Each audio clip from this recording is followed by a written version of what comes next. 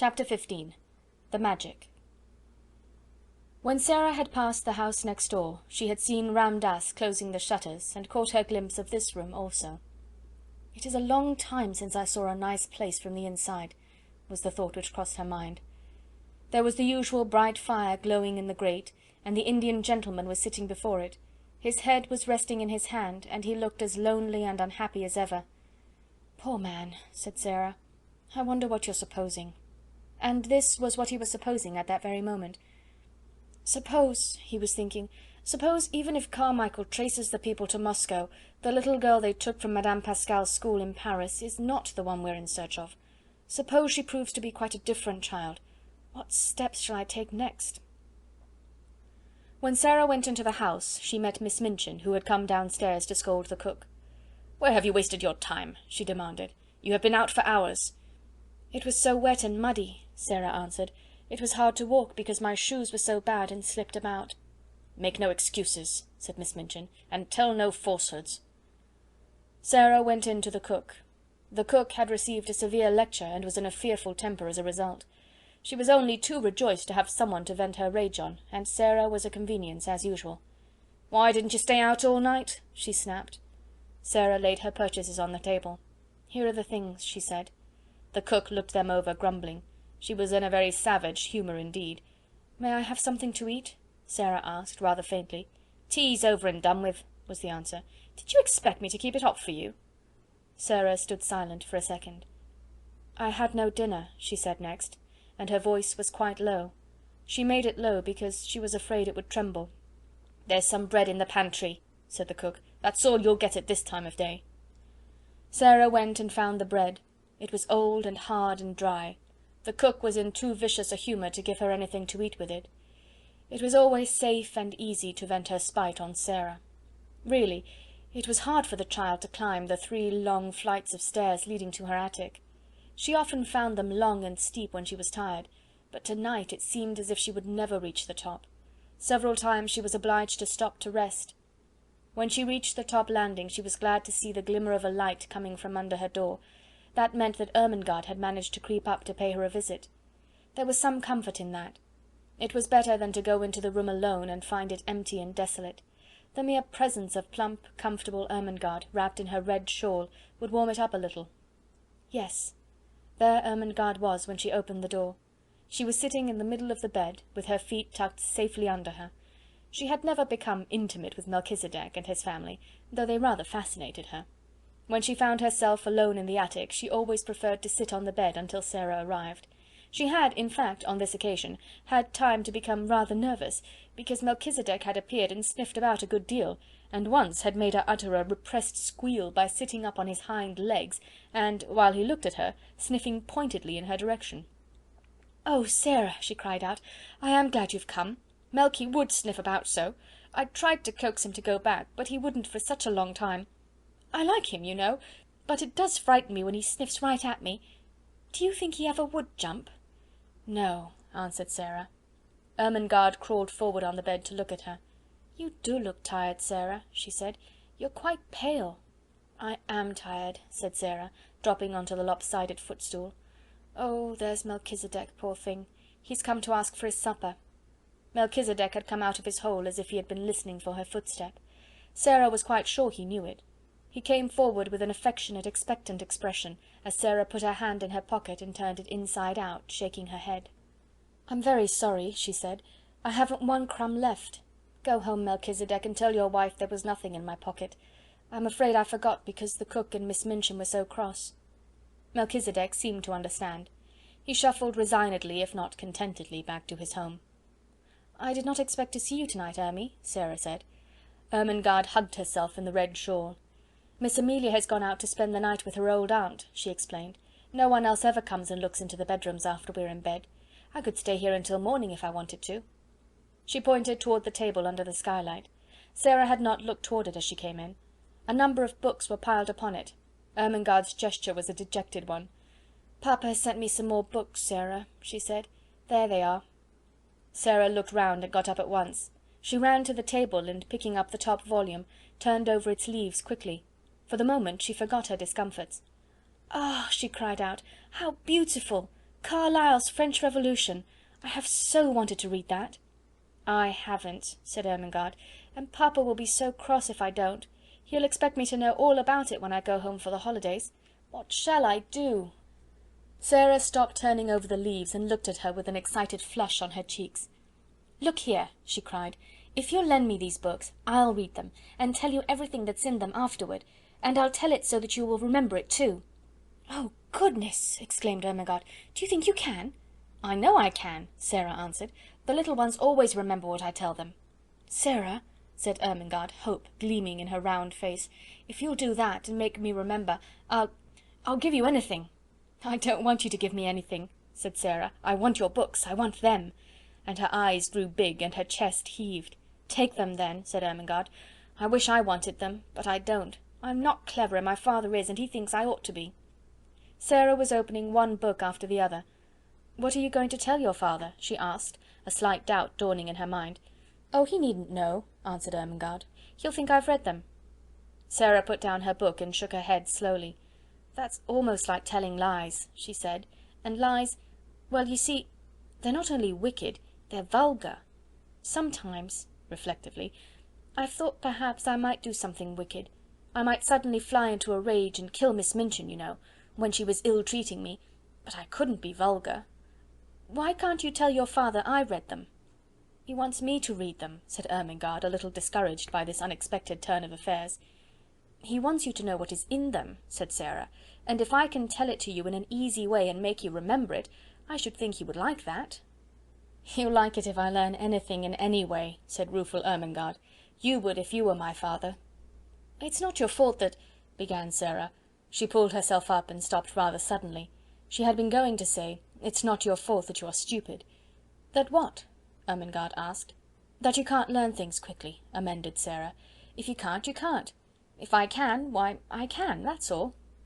She always felt very tender of Ermengarde, and tried not to let her feel too strongly the difference between being able to learn anything at once, and not being able to learn anything at all. As she looked at her plump face, one of her wise, old-fashioned thoughts came to her. "Perhaps," she said, "to be able to learn things quickly isn't everything. To be kind is worth a great deal to other people. If Miss Minchin knew everything on earth and was like what she is now, she'd still be a detestable thing, and everybody would hate her. Lots of clever people have done harm and have been wicked. Look at Robespierre." She stopped and examined Ermengarde's countenance, which was beginning to look bewildered. "Don't you remember?" she demanded. "I told you about him not long ago. I believe you've forgotten." "Well, I don't remember all of it," admitted Ermengarde. "Well, you wait a minute," said Sarah, "and I'll take off my wet things and wrap myself in the coverlet, and I'll tell you over again." She took off her hat and coat and hung them on a nail against the wall, and she changed her wet shoes for an old pair of slippers. Then she jumped on the bed, and drawing the coverlet about her shoulders, sat with her arms round her knees. "Now listen," she said.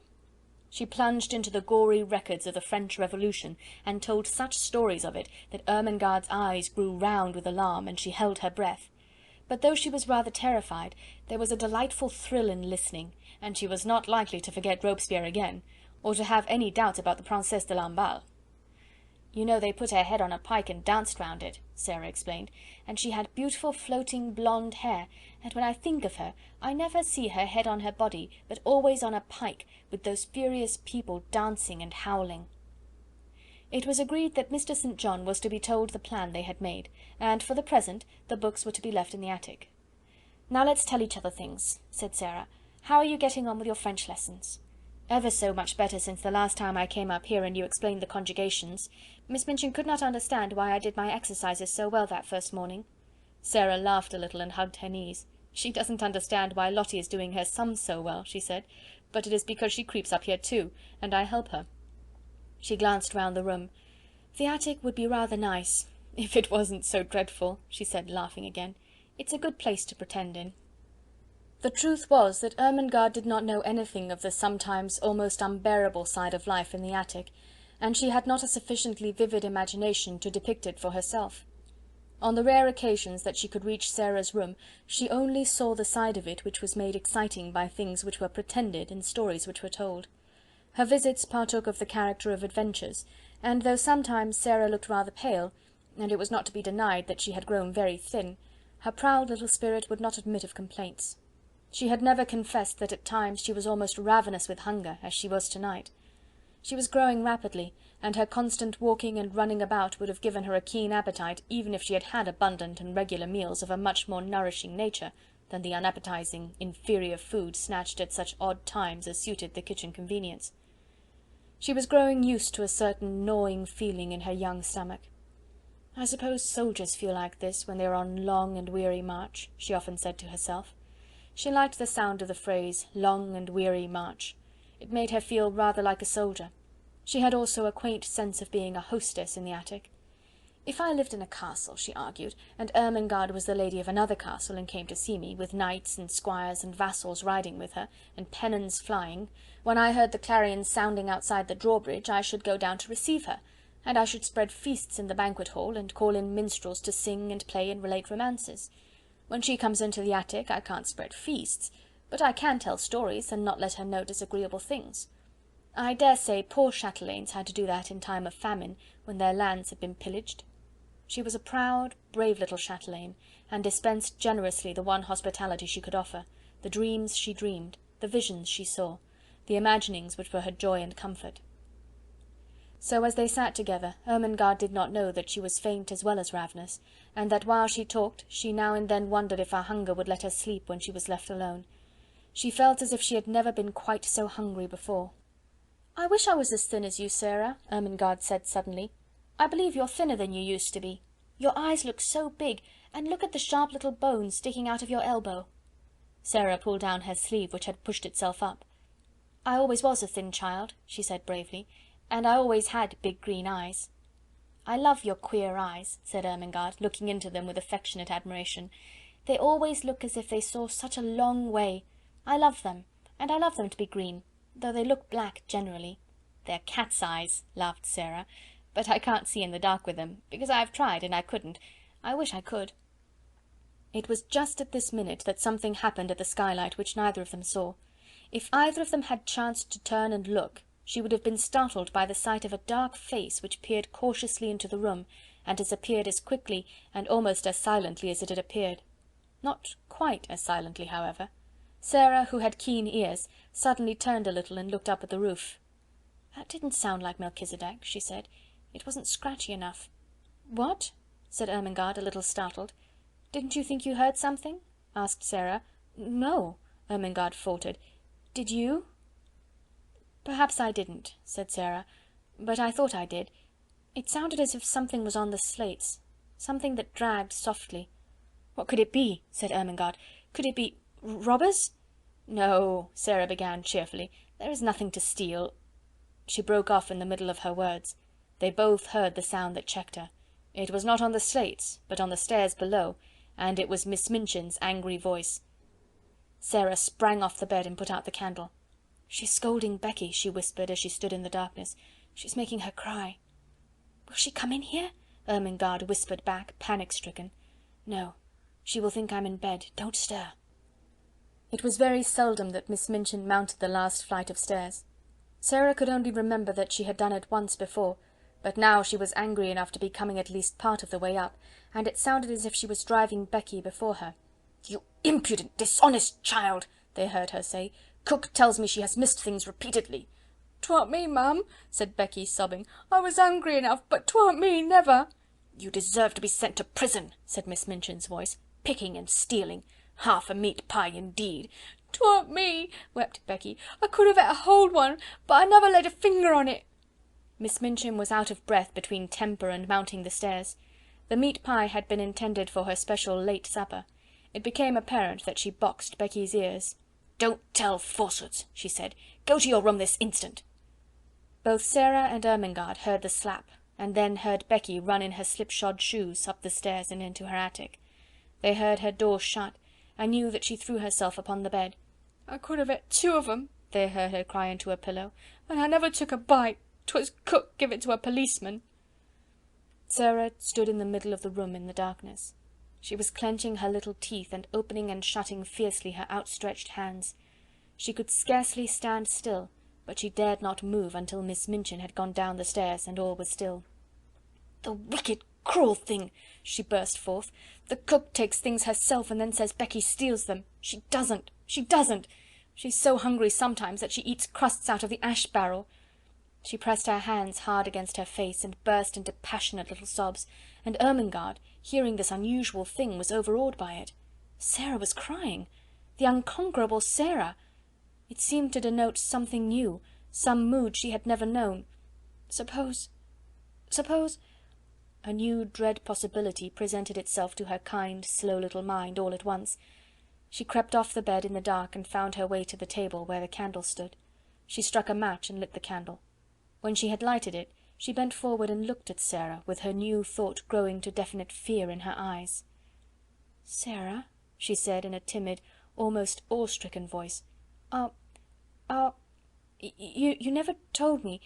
I don't want to be rude, but are you ever hungry?" It was too much just at that moment. The barrier broke down. Sarah lifted her face from her hands. "Yes," she said in a new passionate way. "Yes, I am. I'm so hungry now that I could almost eat you, and it makes it worse to hear poor Becky. She's hungrier than I am." Ermengarde gasped. "Oh, oh," she cried woefully, "and I never knew." "I didn't want you to know," Sarah said. "It would have made me feel like a street beggar. I know I look like a street beggar." "No, you don't, you don't," Ermengarde broke in.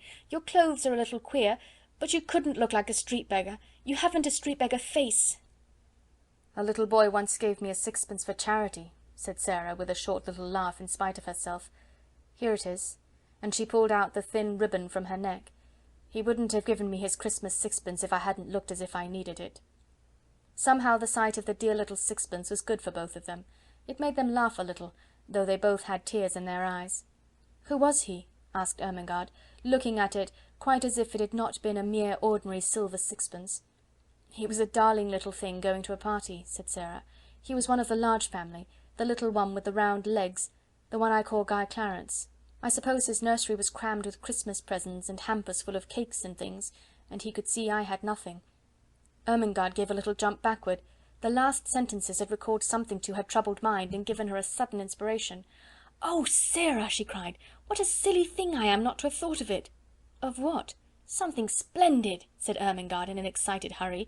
"This very afternoon my nicest aunt sent me a box. It is full of good things. I never touched it, I had so much pudding at dinner, and I was so bothered about Papa's books." Her words began to tumble over each other. "It's got cake in it, and little meat pies, and jam tarts, and buns, and oranges, and red currant wine, and figs, and chocolate. I'll creep back to my room and get it this minute, and we'll eat it now." Sarah almost reeled.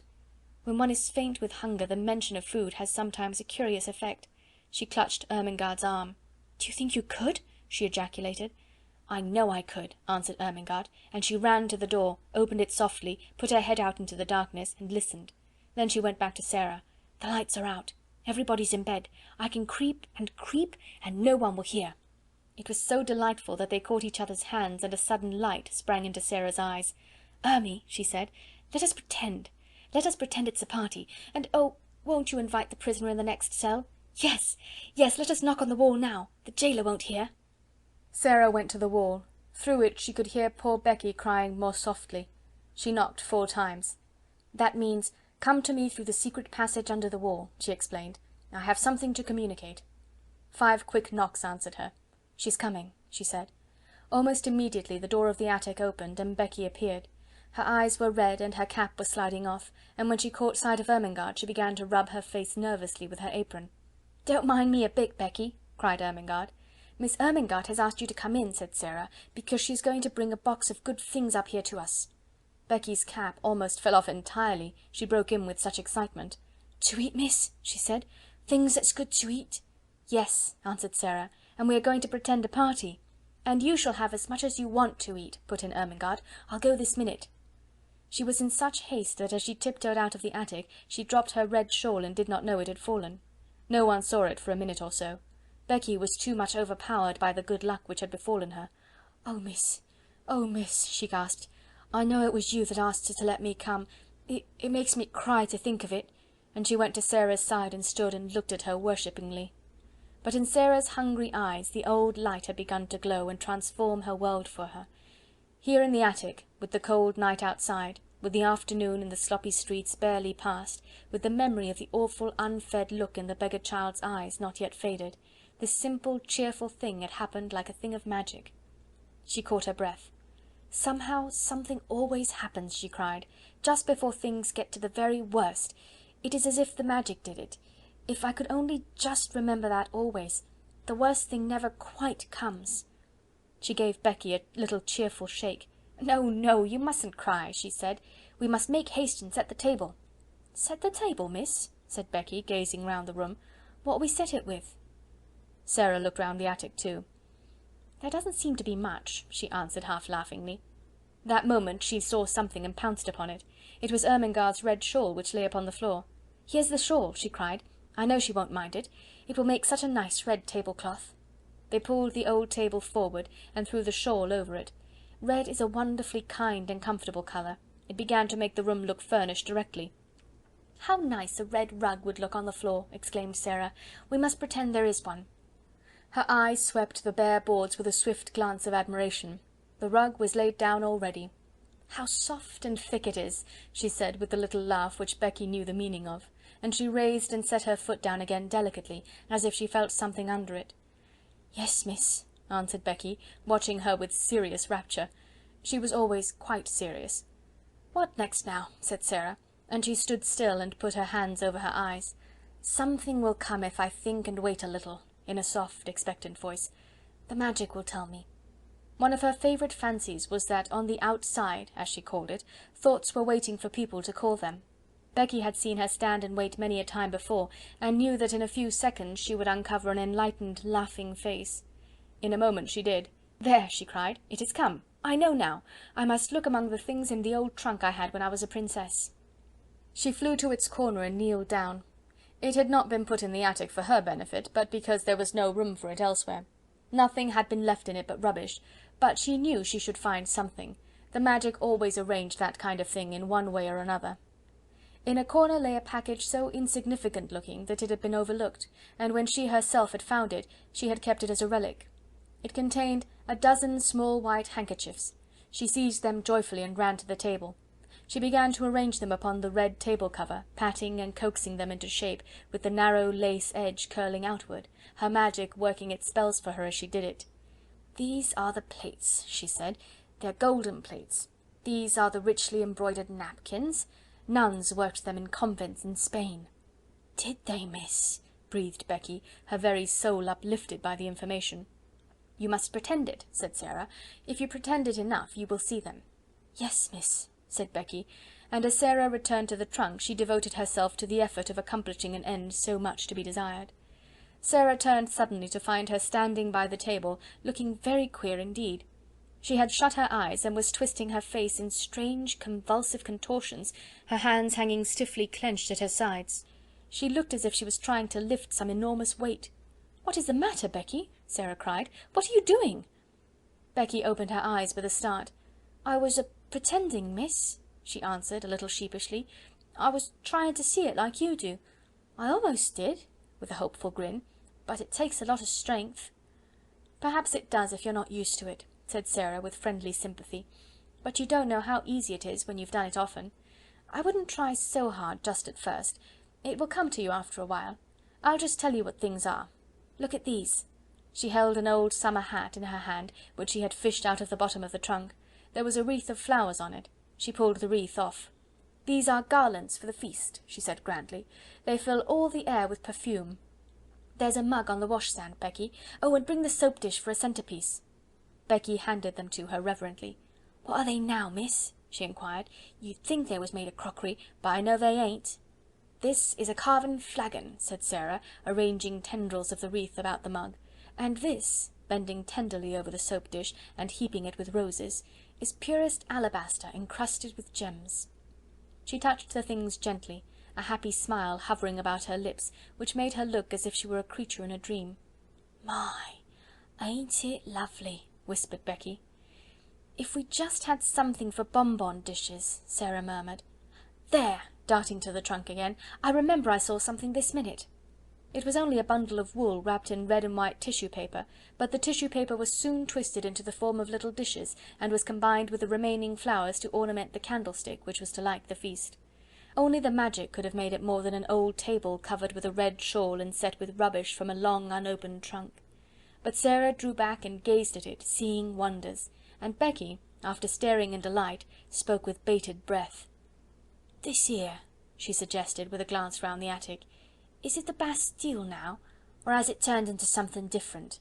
"Oh, yes, yes," said Sarah, "quite different. It is a banquet hall." "My eye, miss!" ejaculated Becky, "a blanket hall!" and she turned to view the splendours about her with awed bewilderment. "A banquet hall," said Sarah. "A vast chamber where feasts are given. It has a vaulted roof, and a minstrel's gallery, and a huge chimney filled with blazing oaken logs, and it is brilliant with waxen tapers twinkling on every side." "My eye, Miss Sarah!"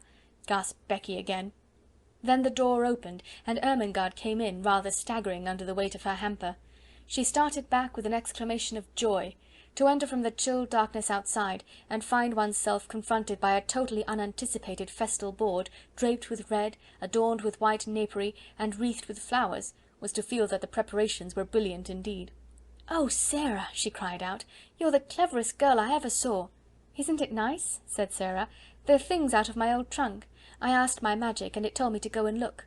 "But oh, miss," cried Becky, "wait till she's told you what they are. They ain't just... Oh, miss, please tell her," appealing to Sarah. So Sarah told her, and because her magic helped her, she made her almost see it all: the golden platters, the vaulted spaces, the blazing logs, the twinkling waxen tapers. As things were taken out of the hamper, the frosted cakes, the fruits, the bonbons and the wine, the feast became a splendid thing. "It's like a real party," cried Ermengarde. "It's like a queen's table," sighed Becky. Then Ermengarde had a sudden brilliant thought. "I'll tell you what, Sarah," she said, "pretend you're a princess now, and this is a royal feast." "But it's your feast," said Sarah. "You must be the princess, and we will be your maids of honour." "Oh, I can't," said Ermengarde. "I'm too fat, and I don't know how. You be her." "Well, if you want me to," said Sarah. But suddenly she thought of something else, and ran to the rusty grate. "There is a lot of paper and rubbish stuffed in here," she exclaimed. "If we light it, there will be a bright blaze for a few minutes, and we shall feel as if it was a real fire." She struck a match and lighted it up with a great specious glow which illuminated the room. "By the time it stops blazing," Sarah said, "we shall forget about its not being real." She stood in the dancing glow and smiled. "Doesn't it look real?" she said. "Now we will begin the party." She led the way to the table. She waved her hand graciously to Ermengarde and Becky. She was in the midst of her dream. "Advance, fair damsels," she said in her happy dream voice, "and be seated at the banquet table. My noble father the king, who is absent on a long journey, has commanded me to feast you." She turned her head slightly toward the corner of the room. "What ho there, minstrels! Strike up with your viols and bassoons." Princesses, she explained rapidly to Ermengarde and Becky, always had minstrels to play at their feasts. "Pretend there's a minstrel gallery up there in the corner. Now we will begin." They had barely had time to take their pieces of cake into their hands, not one of them had time to do more, when they all three sprang to their feet and turned pale faces toward the door, listening, listening. Someone was coming up the stairs. There was no mistake about it. Each of them recognized the angry, mounting tread, and knew that the end of all things had come. "It's the missus," choked Becky, and dropped her piece of cake upon the floor. "Yes," said Sarah, her eyes growing shocked and large in her small white face. "Miss Minchin has found us out." Miss Minchin struck the door open with a blow of her hand. She was pale herself, but it was with rage. She looked from the frightened faces to the banquet table, and from the banquet table to the last flicker of the burnt paper in the grate. "I have been suspecting something of this sort," she exclaimed, "but I did not dream of such audacity. Lavinia was telling the truth." So they knew that it was Lavinia who had somehow guessed their secret and had betrayed them. Miss Minchin strode over to Becky and boxed her ears for a second time. "You impudent creature," she said, "you leave the house in the morning."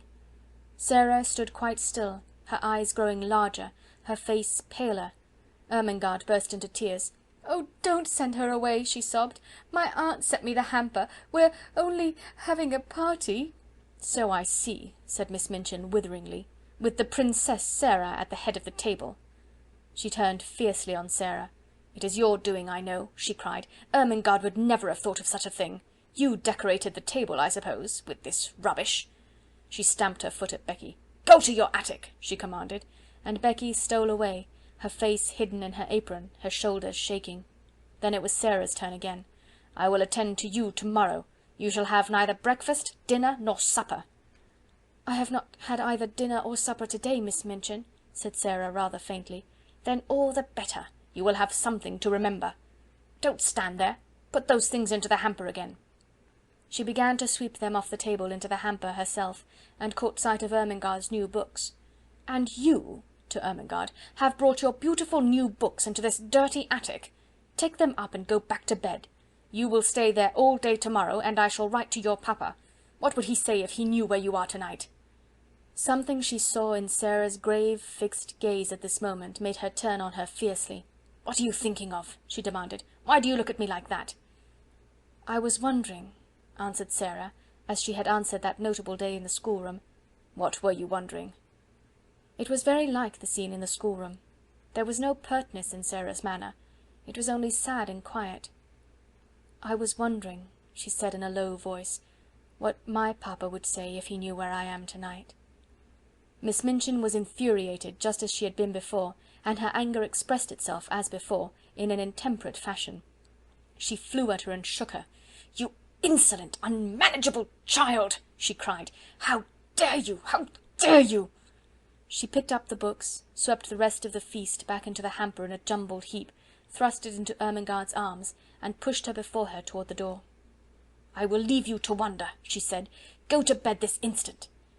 And she shut the door behind herself and poor stumbling Ermengarde, and left Sarah standing quite alone. The dream was quite at an end. The last spark had died out of the paper in the grate, and left only black tinder. The table was left bare. The golden plates and richly embroidered napkins and garlands were transformed again into old handkerchiefs, scraps of red and white paper, and discarded artificial flowers, all scattered on the floor. The minstrels in the minstrel gallery had stolen away, and the viols and bassoons were still. Emily was sitting with her back against the wall, staring very hard. Sarah saw her, and went and picked her up with trembling hands. "There isn't any banquet left, Emily," she said, "and there isn't any princess. There is nothing left but the prisoners in the Bastille." And she sat down and hid her face.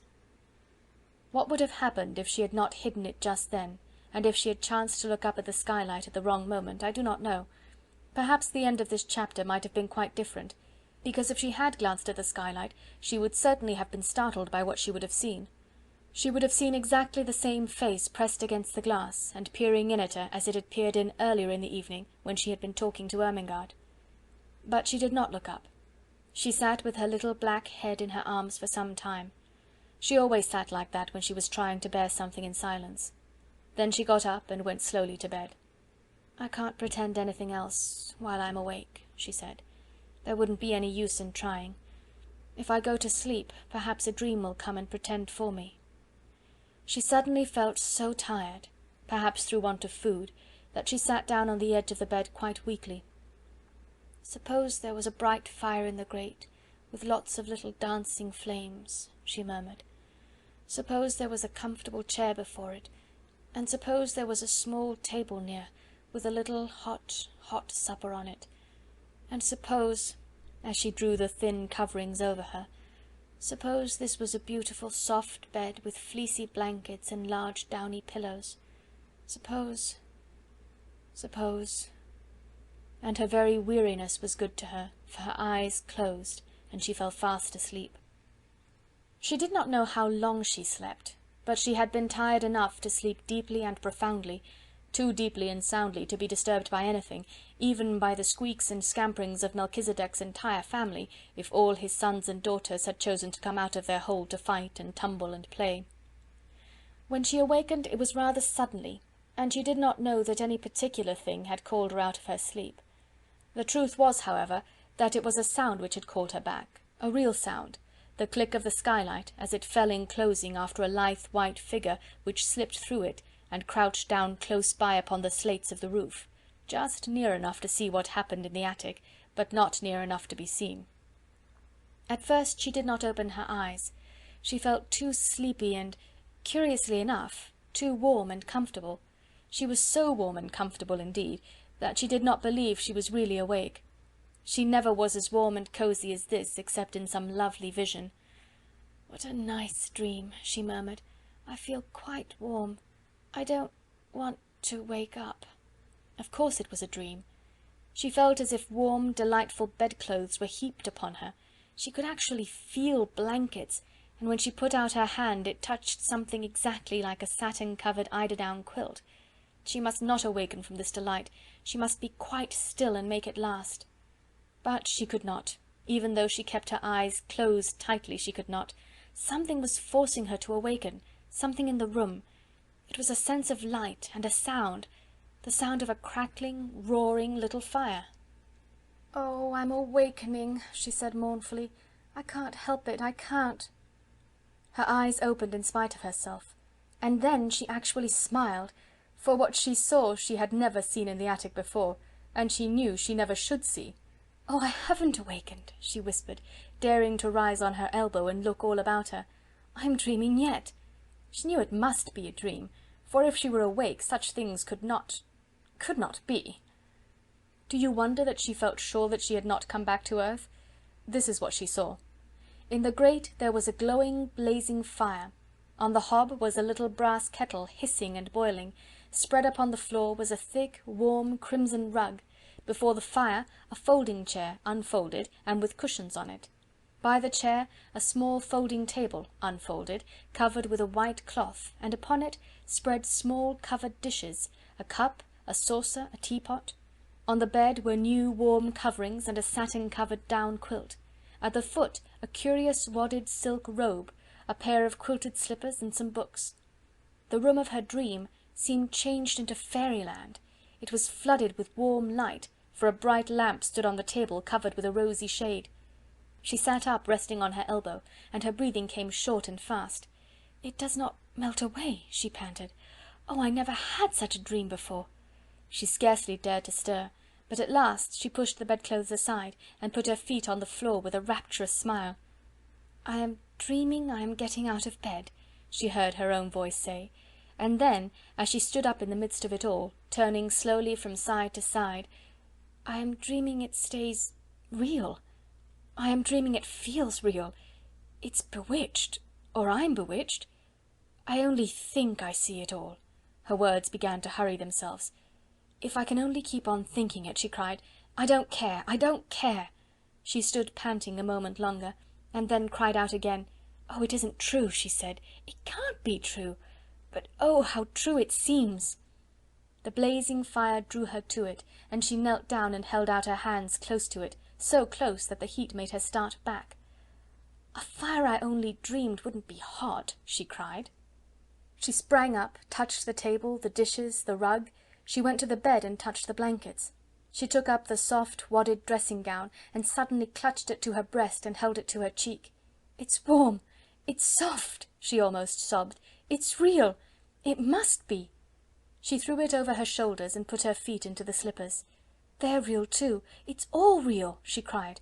I am not dreaming!" She almost staggered to the books and opened the one which lay upon the top. Something was written on the fly-leaf, just a few words, and these were, "To the little girl in the attic, from a friend." When she saw that, wasn't it a strange thing for her to do? She put her face down upon the page and burst into tears. "I don't know who it is," she said, "but somebody cares for me a little. I have a friend." She took her candle and stole out of her own room and into Becky's, and stood by her bedside. "Becky! Becky!" she whispered as loudly as she dared. "Wake up!" When Becky wakened, and she sat upright, staring aghast, her face still smudged with traces of tears, beside her stood a little figure in a luxurious wadded robe of crimson silk. The face she saw was a shining, wonderful thing. The Princess Sarah, as she remembered her, stood at her very bedside, holding a candle in her hand. "Come," she said. "Oh, Becky, come!" Becky was too frightened to speak. She simply got up and followed her with her mouth and eyes open and without a word. And when they crossed the threshold, Sarah shut the door gently and drew her into the warm, glowing midst of things which made her brain reel and her hungry senses faint. "It's true, it's true!" she cried. "I've touched them all. They're as real as we are. The magic has come and done it, Becky, while we were asleep. The magic that won't let those worst things ever quite happen." End of chapter 15.